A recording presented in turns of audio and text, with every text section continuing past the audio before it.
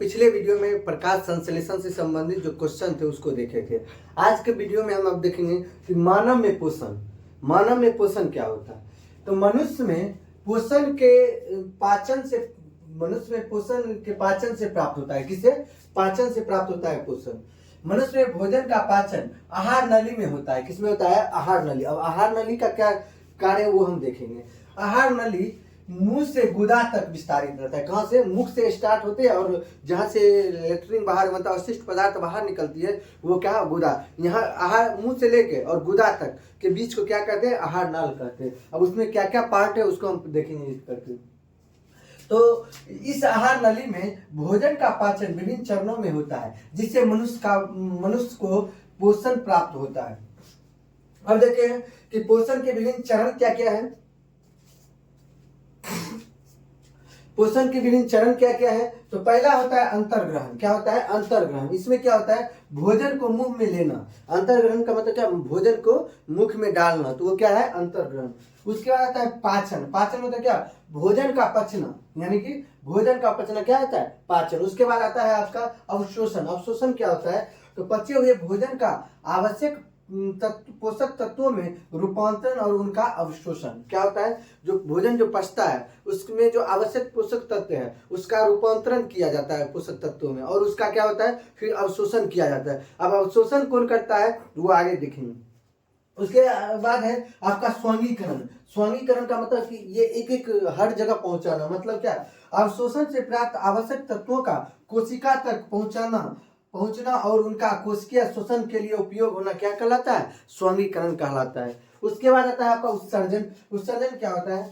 आवश्यक पोषक तत्वों के अवशोषण के पश्चात शेष बचे अवशिष्ट का शरीर से बाहर निकलना क्या कहलाता है? उत्सर्जन होता है। अब समझते हैं पाचन। जो आपका जो पाचन के बारे में, जो भोजन का जो पाचन होता है तो वो क्या होता है? तो पाचन एक भौतिक रासायनिक अभिक्रिया है। रासायनिक अभिक्रिया का मतलब क्या?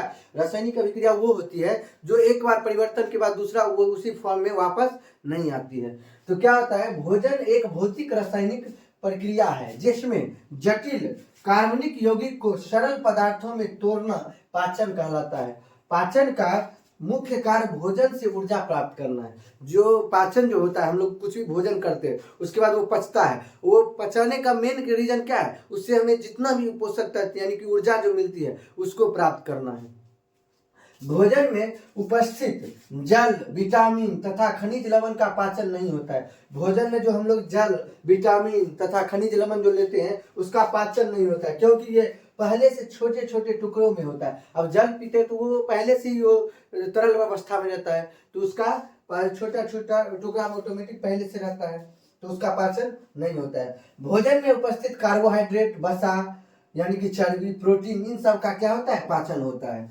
तो बोलेगा पाचन किसका नहीं होता है? तो जल, खनिज लवण ये सब का पाचन नहीं होता है, लेकिन कार्बोहाइड्रेट, वसा, प्रोटीन इन सब का क्या होता है? पाचन होता है।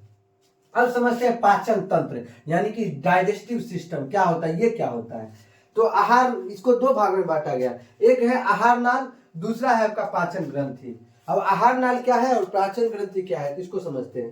तो यह मुख गुहा से प्रारंभ होकर गुदा तक रहता है। मुख गुहा से स्टार्ट होता है और गुदा तक रहता है।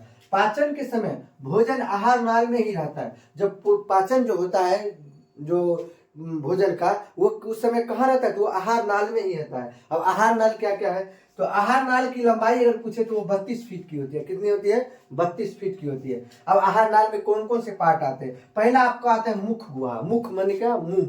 उसके बाद ग्रास नली, एक पाइप के टाइप का रहता है ग्रास नली। उसके बाद आता है अमाशय यानी कि पेट। उसके बाद पेट के अंदर रहता है छोटी आंत। उसके बाद बड़ी आंत में जाता है और लास्ट में गुदा से बाहर निकल जाता है। तो जैसे देखे, मुख के बाद ग्रास नली, ग्रास नली के बाद अमाशय, अमाशय के बाद छोटी आंत और छोटी आंत के बाद बड़ी आंत और लास्ट में गुदा से बाहर निकल जाता है।